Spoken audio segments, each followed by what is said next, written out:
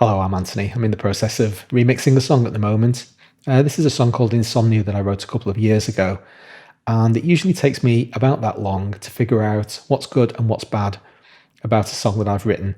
Now, that's another story for another day. What I really want to go through today is the effects I have on the master bus, because there seems to be a lot of confusion, unnecessary confusion in my opinion, as to what, if any, effects you're supposed to put on the master bus.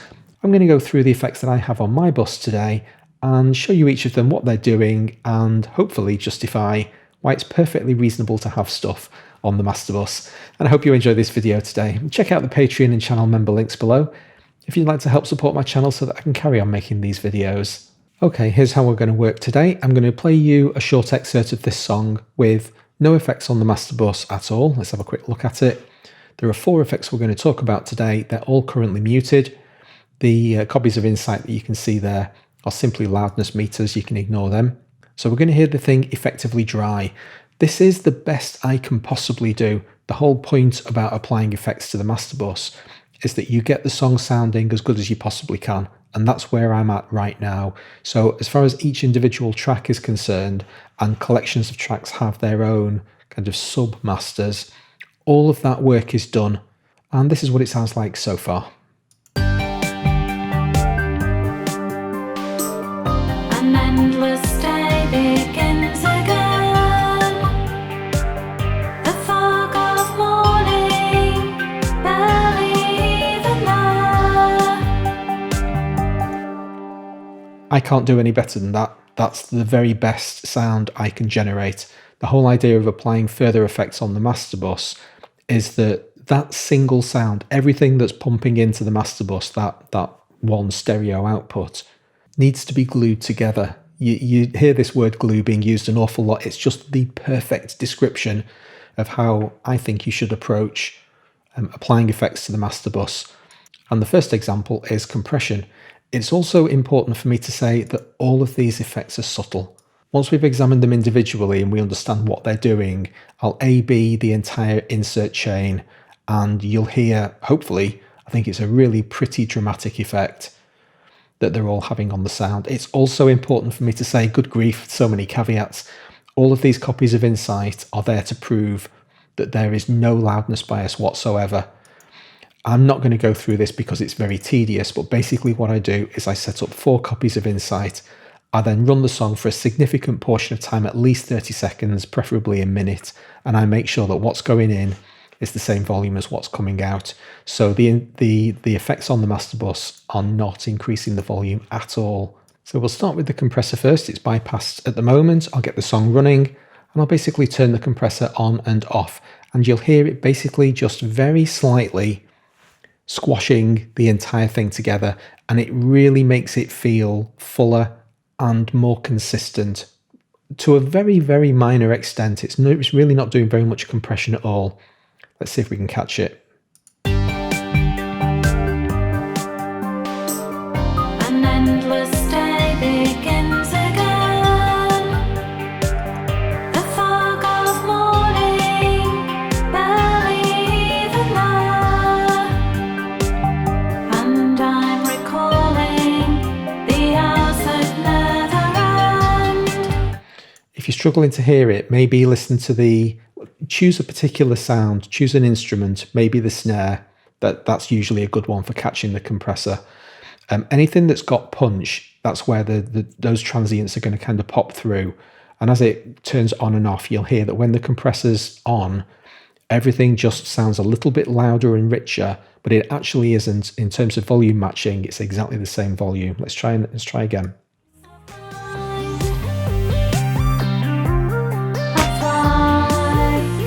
Into the sun.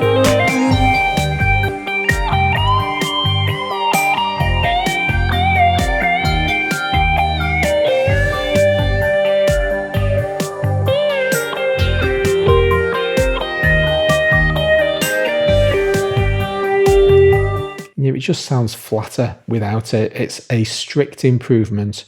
Very subtle, as I say, but absolutely, definitely there. What you're also going to hear as we listen to each one of these is that they might be subtle to the point of you possibly struggling to hear. Really depends on whether or not you're able to kind of zone into what that specific effect is doing.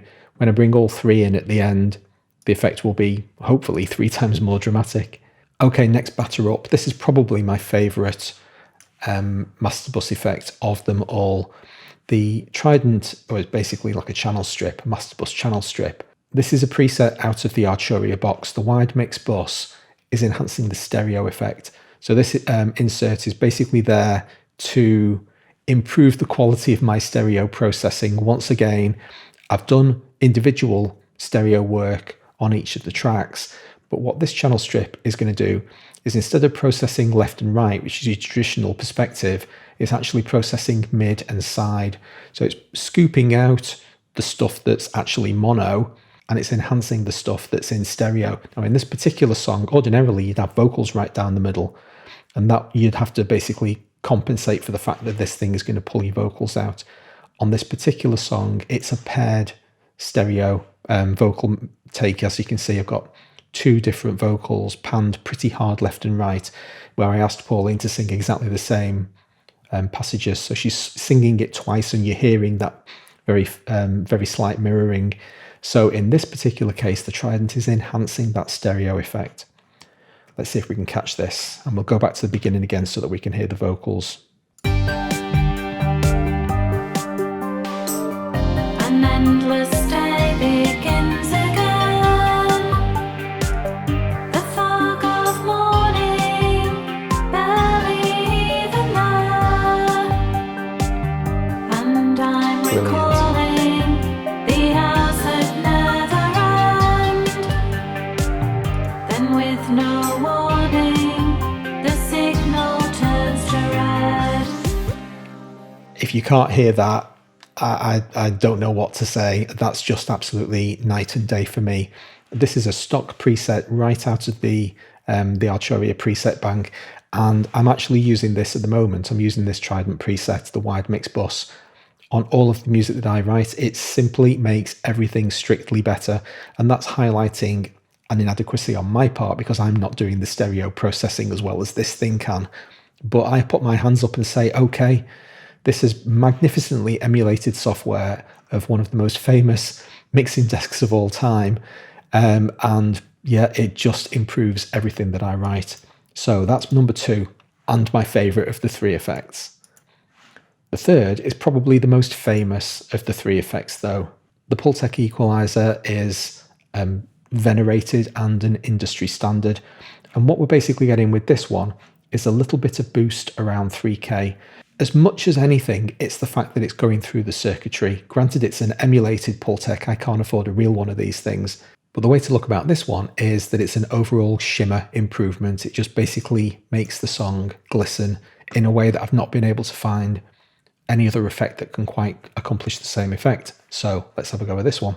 But in the shadow of passers-by, I almost catch your eye.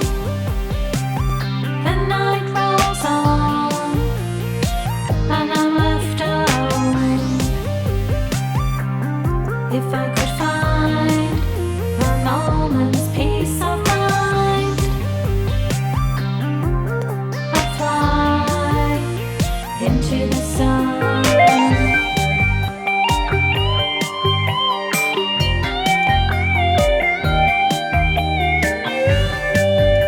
So every time I take it out, the song just gets a little bit duller and a little bit thuddier. I've just realised I'm repeating myself. I'm not going to say that again. The fourth effect kind of stands on its own, and there's a very good reason why it's not technically on the master bus. This is Ozone, primarily there to act as a maximizer. All of my music is published on YouTube, which requires a -14 LUFS, basically a loudness units measurement. So you have to listen to the entire song and make sure that the overall volume of the whole thing from start to finish equals this precisely calibrated loudness unit target. Ozone can do that. Interestingly, only Ozone 9 can listen to the entire song.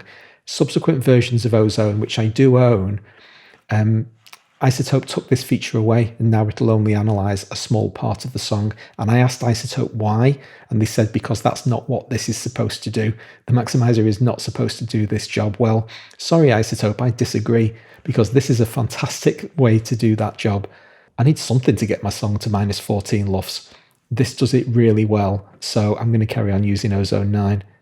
It does have a little bit of very gentle dynamic control because I send the song through Isotope's mastering assistant, which basically listens to the song and then sets some EQ targets according to what it can hear. This is like a dynamic multiband control, but effectively it's primarily the maximizer that it's going through. Now this one does make the song louder, so there's really not much point me A-Bing this one. Just take it from me that that's more or less purely a volume control. If you're outputting your songs to a published medium, really important and therefore worth mentioning, but sonically not as interesting as the other three. Okay, we're going to go back to the beginning of this phrase again. Everything's currently bypassed. I'll get the song running and then I'll turn all three of these effects on, and hopefully that should be job done. I'll also activate all of the insights so that you can see that we genuinely are loudness matched. I try to do it within about 0.2 of a decibel, so I try very hard to get this stuff as accurate as I possibly can. An endless day begins again. The fog of morning, barely even there. And I'm recalling the hours that never end. Then with no warning, the signal turns to red. But in the shadow of passers-by, I almost catch your eye. The night rolls on, and I'm left alone. If I could find a moment's peace of mind, I'd fly into the sun.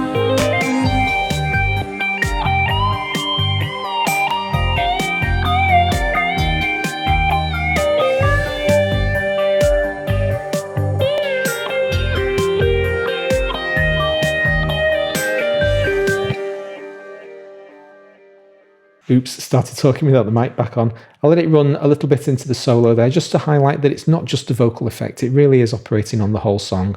And hopefully you were able to hear all of those effects.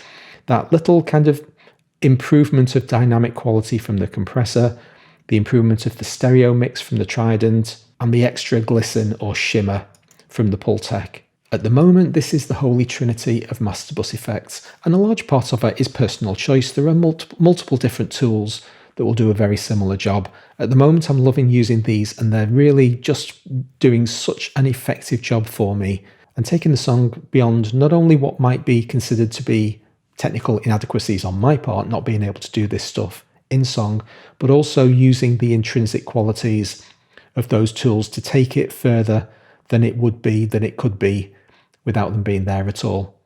Hope you found this one useful today. Please hit like if you did. Don't forget to subscribe if you haven't already. I'll see you next time. Thanks very much.